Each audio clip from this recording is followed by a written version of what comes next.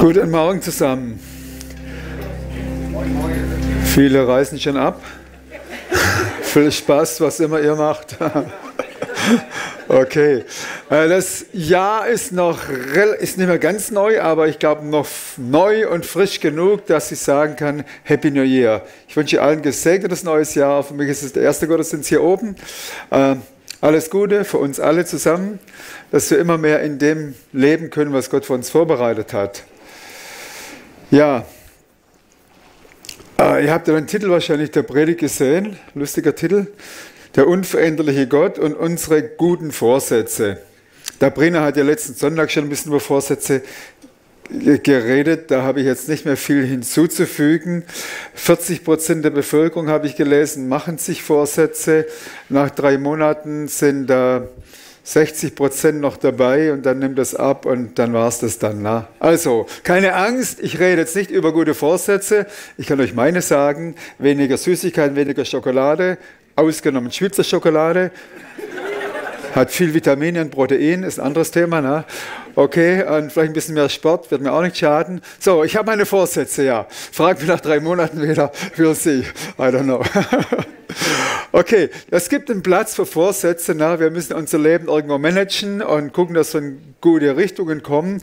Aber mein Anliegen ist heute, über die besten Vorsätze zu reden. Von gut zu das Beste. Und um jetzt mal allen Druck wegzunehmen, du musst dir nicht noch höhere Ziele setzen und noch besser, sportlicher, geistlicher, diätischer werden oder sonst was. Nee, hey, die Idee ist für das Beste, du hast eine Einladung. Und der beste Vorsatz, den du dir vornehmen kannst für 2024, Ja zu sagen, jeden Tag frisch und neu zu der fantastischen Einladung, die vor dir liegt. Und darüber reden wir heute. Also, wir schalten jetzt mal Druck ab, na? Du musst nicht besser werden. Wir wollen aber bewusst die Ohren öffnen und das Herz öffnen. Was? Gott lädt mich ein. Mein Leben hat Perspektive, Zukunft. Wenn du wüsstest, in welchen Blockaden ich stecke, hey, Gott weiß es noch viel besser. Ne? Blockaden sind Teil vom Leben. In jeder Blockade kann Gott uns zeigen, ich bin treu, ich bin stärker als deine Blockaden. Ich habe kürzlich ein Zitat gekriegt von jemand, die Person ist mit uns auf dem Weg. Sie hat uns vorgestellt bei Freunden, das sind die Leute, Sibylle und Hermann sind die Leute, die uns gerade helfen, Gott kennenzulernen. Sie schickt ein Zitat, du kannst... Noch nicht gläubig, ne? Sie sagt, du kannst Gott ruhig von deinen Problemen erzählen, mach das mal eine Weile.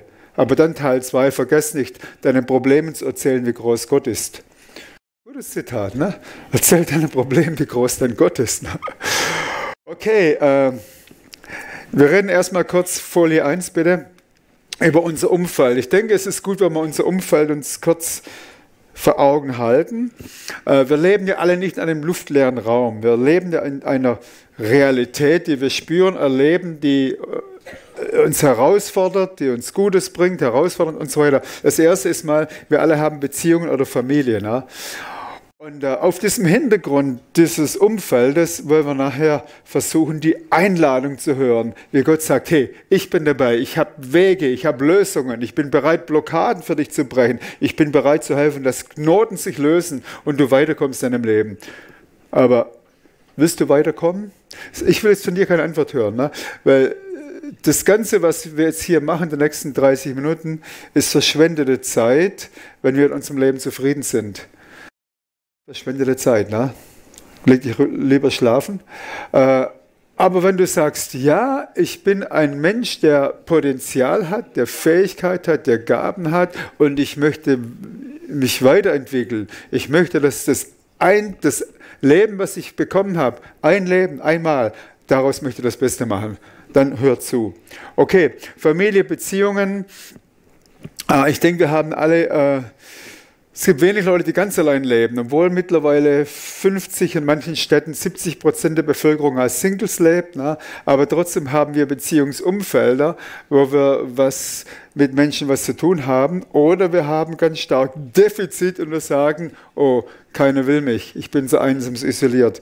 So das ganze Thema Familie, Beziehungen oder kommenden Jahr, was wollen wir in unsere Ehe investieren? Sind wir schon fast auf dem Level von It's Heaven on Earth oder gibt es noch ein bisschen, was wir weiterentwickeln können? Kinder, ich glaube, eine der großen Herausforderungen heute für Familien sind Kinder. Kinder sind Segen des Herrn. Wir kriegen auch immer mehr Enkel, ich kenne das. Aber trotzdem, jetzt kommen sie in die Schule und dies und jenes und es sind vielen Einflüssen ausgesetzt, wo wir als Eltern unheimlich viel Weisheit brauchen, sich stark zu machen. Das kann man nicht der Gemeinde überlassen. Die Gemeinde ist ein ergänzendes Element, aber ich glaube, wir leben in einer Zeit, wo wir als Gemeinde auch die Eltern stark machen müssen, dass die Eltern wissen, immer mehr lernen, wie können wir unseren Kindern helfen, dass sie authentisch, individuell, persönlich eine Beziehung mit Gott erleben. Nicht erst, wenn sie mal 14 sind oder 20, sondern als Kinder. Und ich erlebe hier und ich höre in der Gemeinde hier, ich beobachte manche Familien, hey, da ist schon vieles im Gange. Ne? Ich glaube, viele Familien hier haben es schon hingekriegt, dass sie sagen, unsere Kinder leben mit Jesus, die haben eine eigene Beziehung, das ist super. Und das ist eines der wertvollsten Dinge heute. Ne? Karriere, Work-Life-Balance, Karriere ist wichtig, aber leider kann man auf der anderen Seite vom Pferd fallen, wenn man so die Straßen anguckt, die Straßen des Lebens. Viele haben auf Kosten einer Karriere und den damit verbundenen Prestige und Geld teuren Preis bezahlt. Haben die Ehe in die Wand gefahren, haben die Familie verloren. Ich habe kürzlich bei uns Gäste gehabt, Airbnb-Gäste. Ja, die haben die Kinder nicht mehr, ne? Die sind woanders, beide neue Partner. Und das schmerzt mein Herz immer zu sehen. Eine gute Karriere, hohe Position, viel Geld, der Preis ist sehr hoch. Und ich glaube, wir leben in einer Zeit, wo wir Karriere ernst nehmen müssen. Es ist gut, einen guten, erfüllten Beruf zu haben. Es ist gut, Geld zu verdienen. Es ist gut, mit dem Potenzial, was wir haben, was zu machen. Wie hoch ist der Preis, den wir bezahlen wollen? Wo setzen wir die Grenzen? Materielle Situation. Ich habe letzten Sonntag mit jemandem gesprochen, Kampf ums Überleben. Und manche haben viel, manche haben sehr viel. Und da ist alles nichts falsch dran. Ich denke, für die manche ist die Herausforderung, wie kann ich überleben, wie kann ich mir die Basics kaufen, kann ich mir überhaupt noch ein Auto leisten oder kann ich mir ein E-Bike leisten oder ein normales Fahrrad. Und für manche ist die Frage, hey, ich habe viel bekommen, wie kann ich es richtig verwalten? Auch das ist eine richtige Frage. Dass dann, wenn Gott uns viel anvertraut hat, was machen wir das Beste draus? Dass ich kann der Sklave werden von materiellen Dingen in Armut, weil ich nur noch daran denke. Ich kann der Sklave werden in Reichtum, weil es mich so stark beschäftigt. Und in all diesen Dingen, glaube ich, lädt Gott uns heute ein und sagt, von guten Vorsätzen zu besten Vorsätzen. Komm zu mir und ich gebe dir Weisheit vom Himmel. Gemeinde, wir sind hier, weil wir die Gemeinde lieben, weil wir zur Gemeinde gehören. Manche sind zu Besucher hier. Gemeinde ist das, was auf diesem Globus überleben wird. Jesus hat gesagt, ich baue eine Ekklesia, ich baue keine Institution. Ich baue eine Gemeinschaft von Menschen, die dann, wenn es stürmt und tobt und schüttelt, das wird erhalten bleiben. Die Schweizer Bank und andere Banken und die größten Firmen und Mercedes und Porsche, eines Tages ist es vorbei. Aber was nicht vorbei ist, ist die Gemeinde Jesu Christi. Und deshalb ist es so wichtig, dass wir uns entsprechend positionieren zu den besten Vorsätzen, das Verständnis haben, dass auf dieser Erde etwas weitergeht bis zu dem Tag, wo König Jesus wiederkommt. Hey, das ist die Realität, er wird wiederkommen. Und wisst ihr, wohin er kommen wird? Nicht nach Zürich, nicht nach Berlin, er kommt nach Jerusalem. Wow. Versteht ihr, warum gerade so ein Kampf abgeht um Jerusalem? König Jesus weiß, wo er hinkommt. Und manche andere Mächte wissen auch, was passiert, wenn er wiederkommt. Dann macht er und der Antichrist und die Mächte werden verschwinden für immer. Und deshalb ist der Kampf gerade so brutal, und das ist jetzt keine Rechtfertigung der israelischen Siedlungspolitik, ist ein anderes Thema. Wir kommen aber nochmal zurück. Ne? Wir leben in einer Zeit, wo diese Dinge passieren. Und das ist der vierte Punkt dann auch, das größere Umfeld. Das größere Umfeld kann man so beschreiben, der Vater sagt zum Sohn, wenn du dein Leben gibst, mein Sohn Jesus, wirst du die Nation erben. Du wirst ein großes, großes Erbe haben unter den Nationen. Wir lieben, das ist die Zeit, in der wir leben. Und ich höre immer wieder mal Prediger, die sagen, ich bin so froh, dass ich in dieser Zeit leben darf. Auf dem Hintergrund, Jesus hat gesagt, es ist wie Geburtswehen. Wir gehen durch Geburtswehen. Ob das jetzt noch 10, 50, 100 oder 500 Jahre geht, das ist nicht mein Thema. Aber ich denke, wir müssen die Dynamik verstehen der Zeit, in der wir leben. Wir leben in der Zeit von Geburtswehen, wo etwas geboren wird. Und was geboren wird, ist die Vollendung des Reiches Gottes. Jesus wird wiederkommen und dann werden wir ihn sehen von Angesicht. Neuer Himmel, neue Erde, er wird die Tränen abwischen, die Versöhnung wird vollkommen sein, dann wird es einen neuen Himmel geben. Dann fängt das eigentliche Leben an, ihr Lieben. Wir haben hier 50, 70, 100 Jahre, aber was dann kommt, ist das Eigentliche. Wir werden ihn sehen von Angesicht zu Angesicht. Auf einem neuen Himmel, neuen Erde, da gibt es kein Unkraut im Garten, da gibt es kein Ungeziefer, da gibt es keine Moskitos, keine Ratten, keine Krankheit, keine Armut. Wow! Das ist eine bessere Zukunft. Dann bereite dich für eine bessere vor. Also ich bereite mich vor für diese Zukunft, weil es ist Realität, ne? In die wir hingehen. Egal, ob wir entrückt werden, solange wir hier noch leben, oder ob Jesus uns eines Tages vom Grab wieder rausholt in ein paar hundert Jahren, das ist egal. Ne? Wichtig ist, dass wir sagen, hey, wir haben eine Zukunft. Und wenn wir keine Zukunft haben und keine Hoffnung, wer dann? Langweile ich euch? Okay. Ich war die Woche bei einer Beerdigung. Meine Tante ist gestorben. Freitag war die Beerdigung, dann 800 Kilometer gefahren. Es war mir wichtig wegen meinem Onkel. Und es war mir deshalb auch wichtig, weil ich habe vor Weihnachten einen Impuls gekriegt, schreib deinem Onkel und deiner Tante eine Weihnachtskarte. Da habe ich mich hingesetzt, geschrieben, und es war nicht nur schöne Weihnachten, sondern ich habe echt so gesagt, Gott, was soll ich schreiben? Und ich habe die Idee von Weihnachten und ganz persönlich, er ist für dich gekommen, für euch gekommen und so, er kommt, will in euer Herzen alles. Ne? Und ich bin so froh, dass ich das gemacht habe. Die sind kirchlich, aber bin mir nicht sicher, wie nah sie mit ihm verbunden waren. Aber ich habe das geschrieben und 10 Tage später ist sie gestorben. Und ich bin froh, dass ich es gemacht habe. Wo sie jetzt ist, das weiß Gott. Ne? Das ist auch nicht unser Job. Aber unser Job ist, zur Verfügung zu stehen, weil Gott uns Impulse gibt. Und da kam noch ein zweiter Impuls. Ich bin im Auto hingefahren mit meiner Schwester. Und diese Tante hatte eine jüngste Schwester. Und ich habe Kontakt gehabt zu der Familie vor 50 Jahren, ne, als sie sich kennengelernt hatten. Ne. Und da war die jüngste Schwester, die hat mich so fasziniert, die war 5 Jahre älter als ich so. Wow, die war eine lebensfrohe Familie, fröhlich, lebensfroh, positiv. Und dann sitze ich im Auto, fahre hin und denke, wie geht's denn der Hilde wohl? Ne? Und dann waren wir bei der Beerdigung, war fertig, wir haben gegessen, Kuchen gegessen. Und dann saß ich neben meinem Onkel. Und dann kam die Frau, sagt, das ist ja die Hilde, bist du die Hilde? Ja. Sag, ich erinnere mich noch an dich, ein paar Worte ausgetauscht, wie geht's dir? Gut, gutes Leben gehabt, jetzt knapp über 70. Mein Mann ist gestorben vor 2 Jahren, hat kein Covid gehabt, war trotzdem eines Tages tot im Bett. Und das war schon ein Schock für sie, aber hat sie gesagt, Leben geht weiter. Und dann sind dann die Momente, wo ich überlege, Gott, was sage ich jetzt? Na? Kurz 10 Sekunden Antenne. Und dann habe ich so gemerkt, Gott sagt, rede mit ihr wirklich Klarheit. Ich sage, weißt du, Hilde, merkst du, wie wichtig es ist, dass wir in diesem Leben wissen, wo wir hingehen? Das Ganze, was wir hier haben, ist vergänglich. Deine Schwester ist gestorben, dein Mann, wir wissen nicht, wie lange wir leben, ist vergänglich. Und sie war so richtig offen. Ne? Und dann hat sie hier ein Kreuz gehabt. Ne? Und dann habe ich gesagt, habe ich jetzt Evangelium, so die 3-Minuten-Version geklärt. Und sie war so offen, ja. Und dann habe ich gesagt, hast du eine Bibel zu Hause? Ja, ich glaube schon irgendwo. Ich sage, okay, nimm die Bibel und fang an, Johannes zu lesen. Und während du liest, fang mit Jesus an zu reden, ja. Auch wenn du Dinge nicht verstehst. Ich verstehe auch vieles nicht, aber du kannst mit ihm reden. Sagt, ja, das werde ich machen. Vielen Dank. Und ich bin so ermutigt, ne? Weil wir leben in einer Zeit des Erntezeit, wo wir viele Menschen haben, die offen sind. Und es ist die Zeit eigentlich, das größere Umfeld, die große Ernte.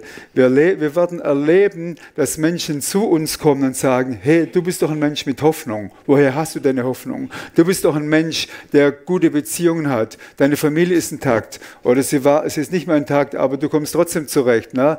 Menschen werden kommen. Und jetzt ist die Zeit, dass wir uns vorbereiten dafür, dass dann, wenn die Fragen kommen, dass Menschen uns helfen, dass wir Menschen helfen können, wirklich ins Reich Gottes reinzukommen und im Reich Gottes zu leben. Wir haben eine starke Zukunft. Halleluja. Auf dem Hintergrund von Geburtswehen, auf dem Hintergrund Dunkelheit über der Nation. Aber das eigentliche Licht leuchtet und der Sohn hat Verheißungen und wir machen mit.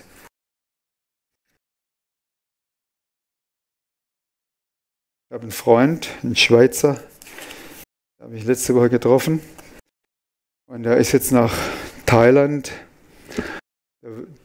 Der lebt gerade, der arbeitet in einer Region, er wohnt jetzt in Deutschland, Schweizer, hat lange in Thailand, Malaysia gelebt. Tausende Menschen bekehren sich ständig. Er hat gesagt, das hast du noch nie erlebt. Ne? Und dort, wo jetzt Menschen gerettet wurden, viele von denen, die leben von eigenen kleinen Geschäften. Ne? So irgendwas verkaufen die halt. Und die machen fast alle um 3 Uhr ihre Geschäfte zu. Dass sie um 3:30 losziehen in die Dörfer, 5 Tage pro Woche. Machen sie Geschäfte zu und sagen, wir wollen diesen Jesus berühmt machen. Und sie gehen in die Dörfer, wo man zum Teil ganz schwer hinkommt. Sie gehen dort und erzählen von Jesus und Menschen bekehren sich massig. Das ist die Zeit, in der wir leben. Ne? Und jetzt haben sie gerade Harvest-Konferenz, wo sie noch mehr Leute trainieren. Sifan macht mit, da werden Hunderte von Evangelisten trainiert, weil es ist die Zeit, eine ganz kostbare Zeit. Und ich glaube, wir werden in Europa, in der Schweiz, in Deutschland vieles von dem auch erleben. So, das war der erste Punkt. Zweiter Punkt, das Herz Gottes. Das Ganze fängt eigentlich im Herzen Gottes an. Das ist nicht die Frucht von unserer frommen Aktion, sondern was mich bei der Vorbereitung selber ganz frisch getroffen hat, ich habe gefragt, Gott, wo fängt das Ganze an? Die Güte des Herrn hat kein Ende. Sein Erbarmen hört niemals auf. Es ist jeden Morgen neu. Groß ist deine Treue, o Herr. Barmherzig und gnädig ist der Herr, geduldig und voll großer Gnade. Wahrscheinlich kennt ihr das Lied noch, das in den 70er Jahren entstanden ist. Die Güte des Herrn hat kein Ende. Ne? Die Älteren kennen das noch. Ne? Das war ein Renner damals in der deutschsprachigen Kultur. Das war bei der ersten LP, wie hieß das? Das gute Land, glaube ich. Ne? Der erste LP, da war das eines der Hauptlieder. Ne?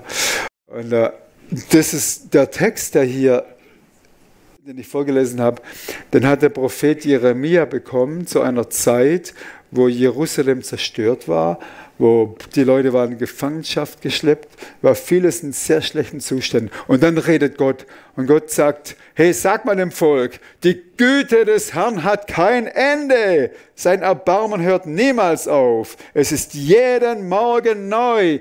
Groß ist seine Treue. Das war die Botschaft in dem Umfeld von Schutt und Asche und Ruinen. Sagt Gott, hey, lasst uns das auch mal für uns über uns ausrufen. Wir hatten jetzt nicht diese Bedingungen wie damals, aber ich glaube, geistlich sind wir in Mitteleuropa auch eine Ruine. Oder? Sage ich nur echt das so? Denn geistlich sind wir ein Armenhaus im Vergleich zu Asien, im Vergleich zu Afrika, Südamerika, Brasilien, wo Gott stark in Bewegung ist. Und lass uns das mal gemeinsam proklamieren über unserem Leben, über unserem Land hier. Die Güte des Herrn hat kein Ende. Gemeinsam. Die Güte des Herrn hat kein Ende. Okay, das ist so wichtig. Sie hat kein Ende. Okay, und jetzt gehen wir einfach durch die verschiedenen Aussagen kurz durch. Was ist Güte? Haben wir die Folie? Güte heißt gut sein. In anderen Worten, Gottes Wesen ist gut. Aber die Kriege und alles hat die Gott angefangen. Gott ist gut und er will Gutes. Woher sehen wir das? Wir sehen das in 2 Dingen. Als er das Paradies geschaffen hat, es war vollkommen. Am Samstagnachmittag vor der Sportschau sagt Gott, es ist wunderbar, es ist vollkommen, es ist einfach gut. Mehr als gut, vollkommen. Es war sehr gut, sagt Gott. Das heißt, Gottes Herz kam zum Ausdruck im Paradies. Hey, das ist für euch, ich gebe euch alles, ich bin bei euch, ich gehe mit euch durch den Garten spazieren, das war einfach super.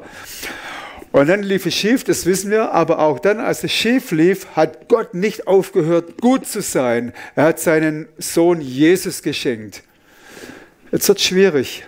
Heute Morgen habe ich gebetet, danke Jesus, dass du für mich gestorben bist. Da habe ich auch gemerkt, ja, okay, Ich weiß, er ist für mich gestorben. Und ich weiß nicht, wie es euch geht. Diese ganz wichtigen Dinge unseres Glaubens, wir haben sie schon so oft gehört, manche 5 Jahre, 10, manche 50 Jahre, dass sie sagen, oh, wissen wir, gibt es was Neues? Nee, es gibt kein besseres Evangelium. Ne? Und ich helfe mir dann immer wieder, also ich bin nicht gefeit, nicht so in diese Haltung zu kommen, so von, ja, weiß man schon alles. Und dann nehme ich das dicke Buch und lese Karfreitagsgeschichte, Gethsemane, krass, wie Jesus gekämpft hat. Und noch schlimmer, als er vor Pilatus stand und vorm Synhedrium, er wurde gepeitscht und er hat nicht aufgehört. Warum hat er das getan? Für dich und für mich.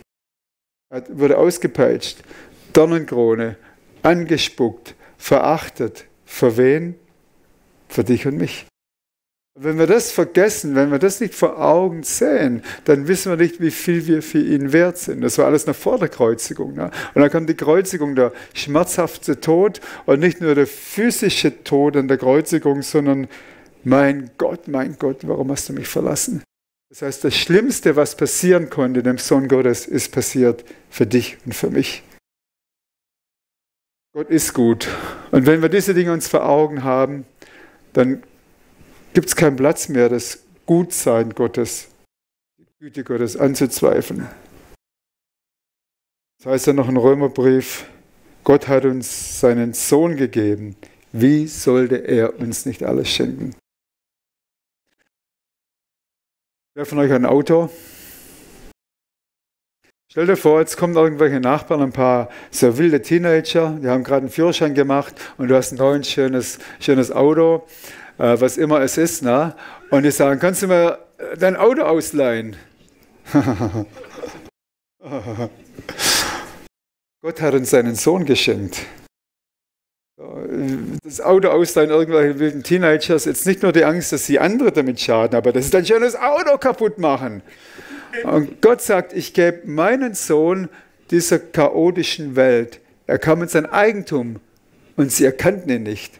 Noch mehr, sie haben ihn nicht erkannt und dann sogar noch umgebracht. Das ist krass, das ist Gottes Liebe, Gottes Gutsein. Gottes Gutsein hat kein Ende. Nächste Folie. Sein Erbarmen hat kein Ende. Erbarmen heißt, wir bekommen das nicht, was wir verdient hätten. Wir hätten den Tod verdient, aber Gott hat sich erbarmt. Er ist heilig. Gut heißt nicht, er ist der billige Jakob. Naja, jetzt hast du halt gesündigt, das ist nicht so schlimm. Jetzt hast du was geklaut. Jetzt warst du lieblos zu deiner Frau. Jetzt waren deine Kinder rebellisch und du warst tough und so. Alles unter den Teppich. Nee, Gott ist heilig. Er fegt nichts unter den Teppich. Er ist heilig, ungerecht.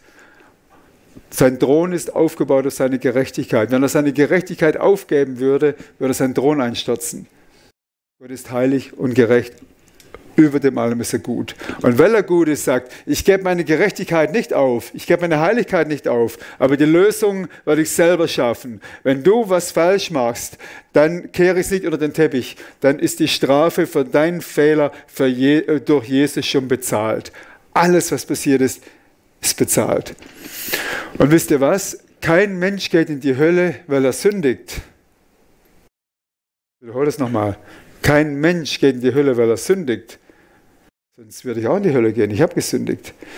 Johannes sieht Jesus und sagt, das ist das Lamm Gottes, das die Sünde der Frommen trägt. Die Sünde der Welt trägt. Das Problem Sünde ist gelöst. Die Frage ist nur, ob wir es glauben oder nicht glauben. Das ist das Problem. Wenn er in die Hölle geht, dann geht er deshalb, weil er nicht glaubt, dass die Strafe bezahlt ist und dass er selber seine Sachen trägt. Und es ist so wichtig, dass wir die Größe des Evangeliums in dieser Form sehen. Gottes Erbarmen hat kein Ende. Ist das nicht wunderbar? Die Güte des Herrn hat kein Ende. Sein Erbarmen hört niemals auf. Erbarmen heißt, wir hätten Strafe verdient, aber wir haben es nicht gekriegt. Jemand anders hat es getragen. Okay, dann die nächste Folie. Es ist neu jeden Morgen. Es ist immer frisch erlebbar. Wenn du heute gesündigt hast, feg deine Sünde nicht unter den Teppich. Und ich will jetzt euch hier noch kurz was mitgeben. Ne? Vielleicht sind Leute hier, die seit Jahren oder auch seit kurzem oder seit Jahren sagen, Mann, da ist etwas in meinem Leben, das quält mich, schlechtes Gewissen oder ich habe es verdrängt. Hör gut zu.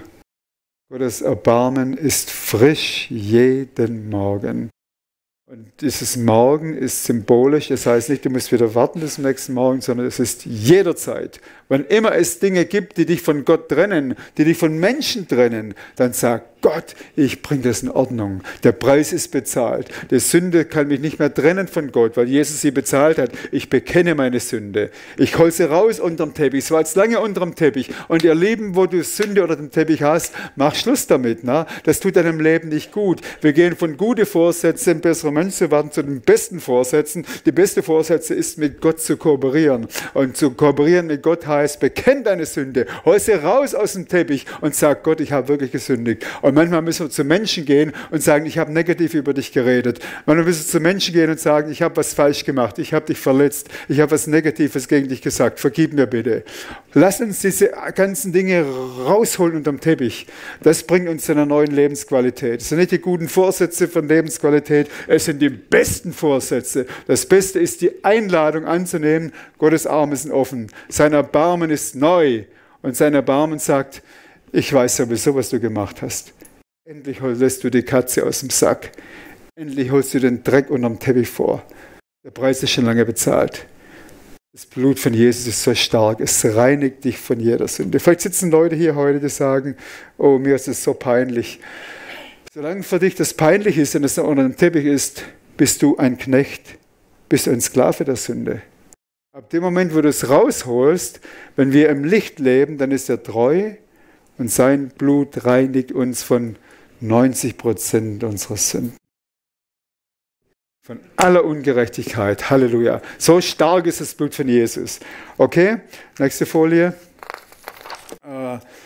Das ist der zweite Bibelvers. Da geht es, Erbarmen und Gnade hängen zusammen. Erbarmen ist, dass wir das, was wir verdient hätten, nicht bekommen. Die Strafe liegt auf Jesus. Gnade ist, dass wir das, was wir nicht verdient hätten, dass wir das bekommen. Wow. Und Gnade kann man anders definieren. Es ist die Zuwendung Gottes. Das ist der größte Reichtum, den wir in diesem Leben haben können. Stell dir mal vor, beste Vorsätze. Ja zur Einladung Gottes. Gott sagt, komm, komm. Und wir können sein Angesicht sehen, es leuchtet, seine Augen leuchten, sagen, komm zu mir, ich will dich haben, für dich bin ich gestorben. Stell dir vor, du kriegst eine Einladung, du hast irgendjemanden kennengelernt, der sagt, ich habe ein super Haus, sagen wir oft in Seychellen, ne? Fantastischer Strand, tolles Klima, alle Bedingungen. Dort ist ein Haus, Aircondition natürlich. Du hast Personal, es wird für dich gekocht, Swimmingpool, Beach, Auto, Four-Wheel Drive, alles da für dich. Wer von euch würde gehen? Ich würde gehen. Wow, seid ihr demütig. Hei. Micha, du würdest nicht gehen. Ja, für viele ist das Leben schon gut genug. Lass mal ganz ehrlich, wer würde so eine Einladung annehmen? Für wie lange? Für 2 Wochen. Nicht für den Rest des Lebens. Okay, ein paar. Also ich vermute jetzt mal, dass die sich jetzt nicht gemeldet haben, die haben eh schon was Besseres. Okay, also dann ist für euch dieses Beispiel jetzt nicht so zutreffend, aber ich habe mal ein bisschen gehirnt und habe überlegt, wie kann man das illustrieren? Okay, meine Illustration ist, super Einladung. Seychellen, da war ich noch nie, da würde ich gerne mal hingehen, ich weiß nicht, ob ich das noch schaffe, aber so mal ein tolles Ding, ja, Wetter gut, alles. Und es gibt, die Einladung, die Gott uns gibt, ist noch viel, viel, viel besser. Er sagt, komm zu mir in meine Arme. Bei mir bist du zu Hause. Ich habe dich so gemacht, wie du bist. Du bist einmalig gemacht. Du bist wunderbar gemacht. Deine Fehler kenne ich. Ich habe dir vergeben. Ich habe eine Zukunft für dich. Ich habe schon Hütten vorbereitet im Himmel für dich. Du bist wertvoll, du bist einmalig. Und ich lasse dich in meinem Reich mitregieren. Du kannst mitgestalten, dass auf der Erde ein Unterschied passiert. Das ist die Einladung. Das sind die besten Vorsätze, Ja zu sagen zur Einladung Gottes. Das ist Gnade. Gnade heißt, dass er uns Dinge gibt, die fantastisch sind.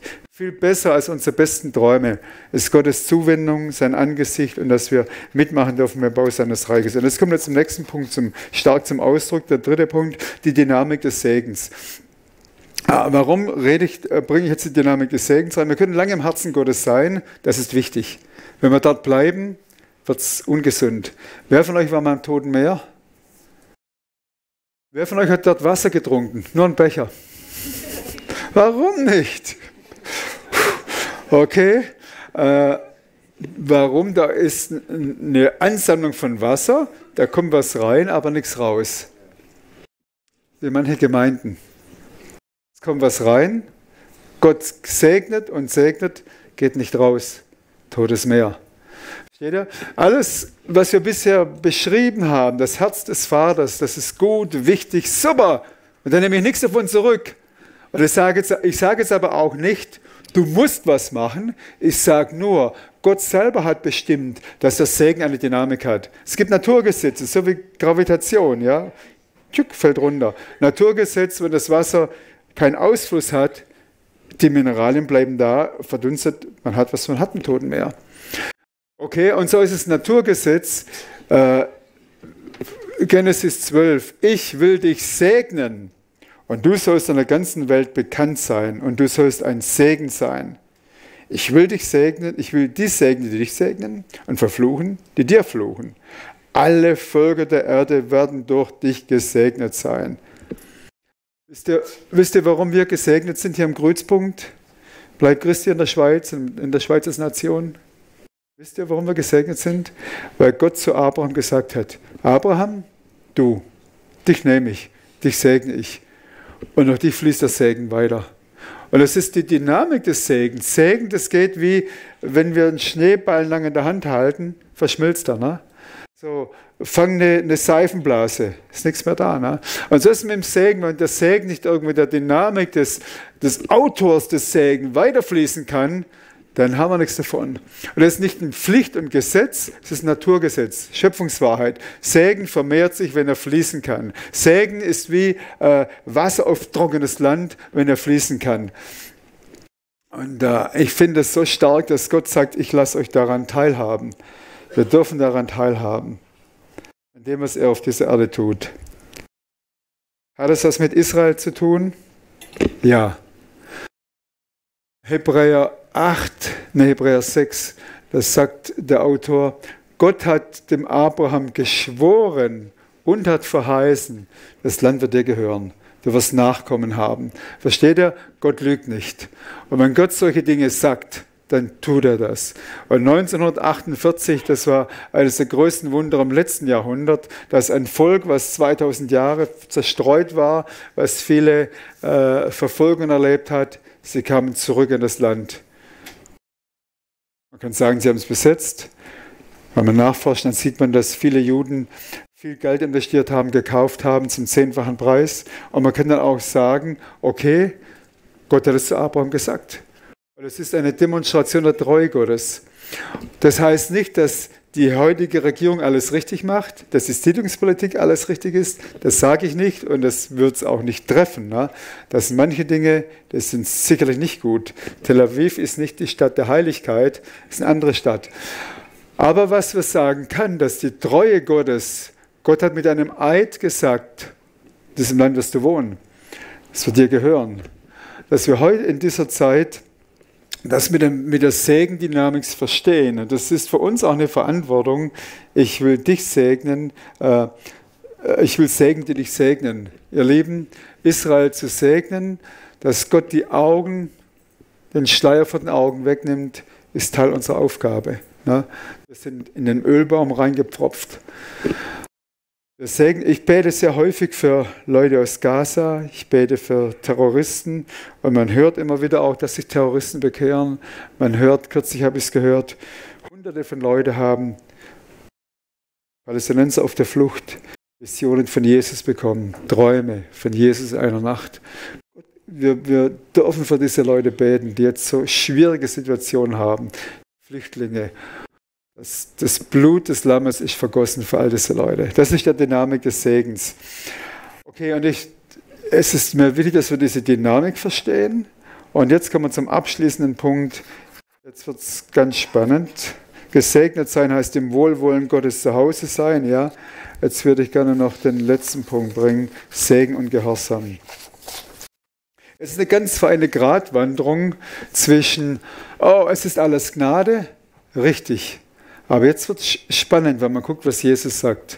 Johannes 15. Ihr seid meine Freunde. Super. Es gab mal dieses Lied, Jesus der Freund der Sünder. Ist er auch, ne? Zweiter Teil. Ihr seid meine Freunde, wenn ihr tut, was ich euch gebiete. Das muss ich wiederholen. Ihr seid meine Freunde, wenn ihr tut, was ich euch gebiete.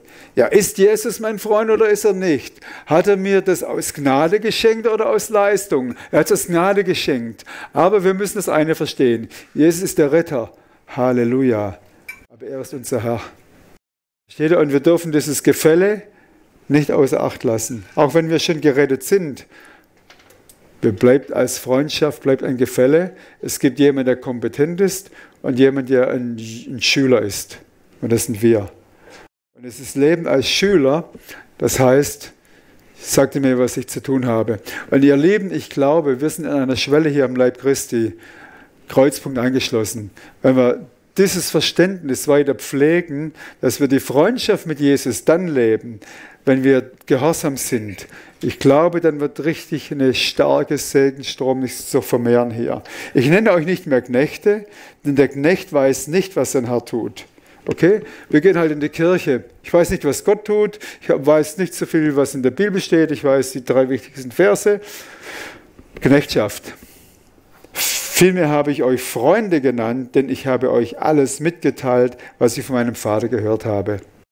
Ihr Lieben, wir stehen an einer Entscheidung. Wollen wir als Knechte leben oder wollen wir als Freunde leben? Knechte, wir sind gerettet, wir sagen Halleluja, wir gehen in den Himmel.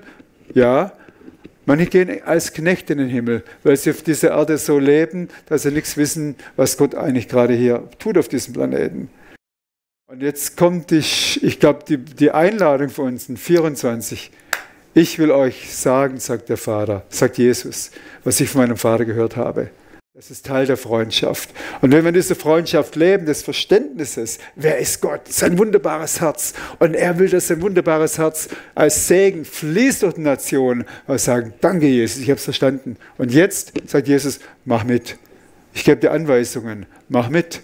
Und dann wird was passieren. Wenn wir gehorsam sind in unseren Ehen, wenn wir gehorsam sind in unserer Kindererziehung, wenn wir gehorsam sind in der Art und Weise, wie wir Beziehungen pflegen, wie wir mit unserem Mundwerk umgehen, wenn wir gehorsam sind, wie wir unsere Zeit, Geld, Nerv und Kraft einsetzen. Ich sage euch, da wird eine richtige Energiequelle von Segen losgelöst werden. Glaube ich. Bin ich der Einzige? Ich erst Nummer 2. Das ist nicht eine neue Last, sondern das ist eine Einladung. Ja? Die Einladung ist eine Herausforderung, weil wir müssen da manchmal, wenn wir das ernst nehmen, werden wir merken, weil wir noch nicht gehorsam leben.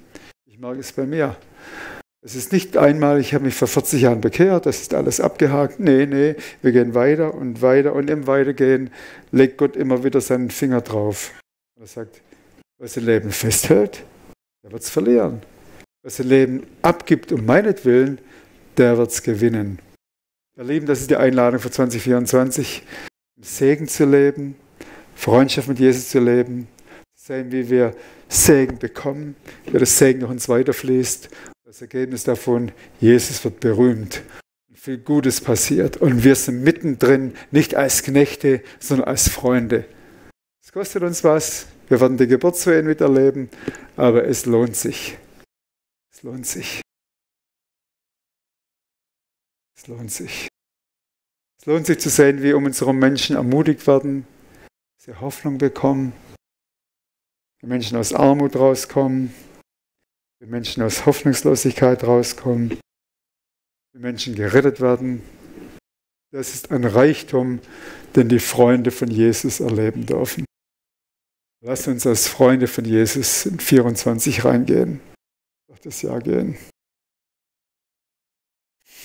Jo, das war meine Botschaft für heute. Ich möchte jetzt noch kurz mit Gebet abschließen. Und ich werde jetzt nicht nur beten, Herr, segne uns, sondern ich lasse uns vielleicht 2 Minuten Zeit, wo wir persönlich damit umgehen können. Und dann schließen wir ab. Jesus, danke, dass du uns dieses Privileg gegeben hast, dass wir deine Freunde sind. Welch ein Privileg, dass wir Freunde vom König aller Könige sind. Du hast uns gerettet, in eine Position rein, wo du unser Herr bist. Und jetzt bitte ich, dass du zu jedem von uns persönlich redest in diesem Morgen. Dass wir erkennen, was deine Einladung der Freundschaft uns persönlich bedeutet. Dass wir die Dynamik des Segens neu verstehen und dass wir mit dir kooperieren können. Ich glaube, dass Jesus jetzt zu uns persönlich redet und das ist dann zwischen dir und ihm. Lass jetzt einfach eine Minute Pause.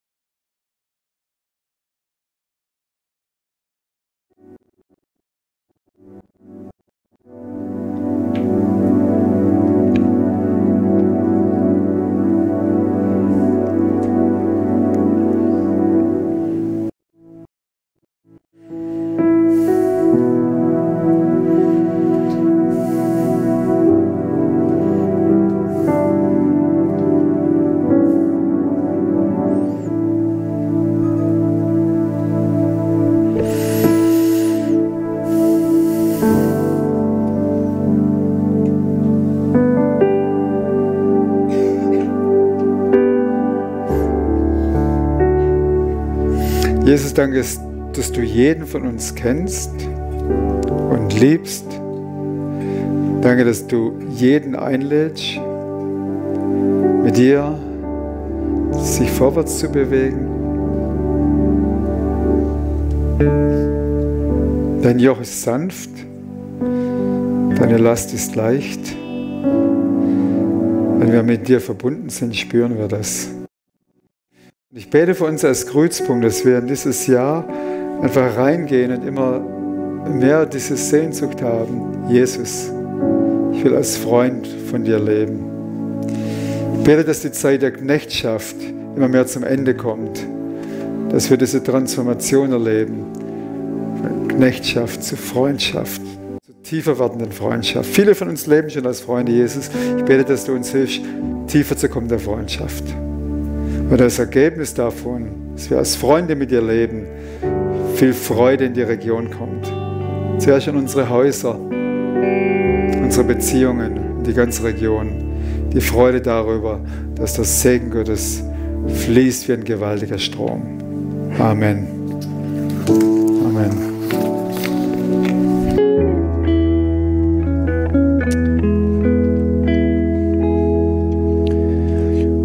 Machen wir einen Deal. Der Deal ist folgender. Ich mache die Ansage in einem Rekordtempo, dass wir nachher noch Zeit haben, um den Abschlusssong zu singen. Das ist nämlich Happy Day und das ist ein richtig cooler Song, den werde ich nicht verpassen. Darum, so schnell wie ich kann, die Ansagen, dass wir noch Zeit haben für den Abschlusssong. Die Allianz Gebetswoche hat jetzt gerade angefangen, in vielen verschiedenen Häusern. Wenn du wissen willst, wo du dich einklinken kannst, QR-Code scannen, hinten auf der Liste liegt es auf. Alle Informationen, ein Handy-Scan away von dir. Übrigens, wenn du nächsten Sonntag da im Gottesdienst bist, dann bist du allein mit der Lisa und dem Marco zusammen. Das lassen wir nicht so schnell gehen, weißt du? Genau, das sind nämlich die, die an dem einen Sonntag, wo wir da keinen Gottesdienst hatten, trotzdem gekommen sind. Wenn du trotzdem kommst, wirst du allein sein, weil es ist Allianz Gottesdienst im St. Anton am 4 Uhr am Nachmittag, nicht am 10 Uhr im CP. Alles klar? Dann am 28. Januar geht es das Après Church, wo wir miteinander essen können. Das ist eine gute Nachricht für alle Daddys und Mamis, die sonst normalerweise kochen am Sonntag nach dem Gottesdienst. Hey, am 28. machen wir das für dich. Du darfst einfach kommen mit der ganzen Family. Wir machen grosses Lunch 4 miteinander, genau, da bist du eingeladen. Und Gemeinswochenende, ich sage euch, das ist ein geniales Wochenende. Wenn du schon weißt, dass du kommst, melde dich jetzt einfach an. Es macht es so viel einfacher für die Administration und für unser Büro und die Planung und die Zimmereinteilung. Und hey, wenn du noch nicht weißt, dass du kommst, jetzt weißt, dass du kommst, weil es ist eigentlich so mega cool. Wenn das verpasst ist, weiss auch nicht, dann bist du einfach selber die Schuld. Darum kommt doch einfach alle als Gemeinswochenende, Gemeinschaft, intensive Zeiten, wo wir Gott anbeten können, wo wir einfach den lebendigen Vater im Himmel feiern. Wie genial wird diese Zeit und ich darf euch jetzt schon ganz herzlich dazu einladen. Und jetzt haben wir es geschafft, wir dürfen noch miteinander «Oh, Happy Day» singen. Komm, lass uns gerade noch mal aufstehen und zum Schluss noch